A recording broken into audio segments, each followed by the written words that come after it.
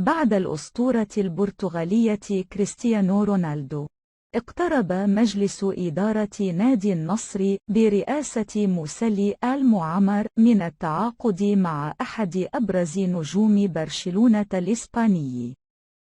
وأعلن الإعلامي الرياضي الكبير فابريزيو رومانو اقتراب سيرجيو بوسكيتس قائد نادي برشلونة من الانتقال إلى النصر في يونيو القادم. وينتهي عقد بوسكيتس البالغ من العمر 34 سنة مع العملاق الإسباني في يونيو القادم وسط تضارب الأنباء بشأن التجديد من عدمه. وأشار رومانو عبر حسابه الرسمي بموقع التدوينات القصيرة تويتر إلى أنه بعد تصدر إنتر ميامي سباق التعاقد مع قائد برشلونة لعدة أشهر، أصبح نادي النصر في المقدمة الآن لإتمام الصفقة الكبرى.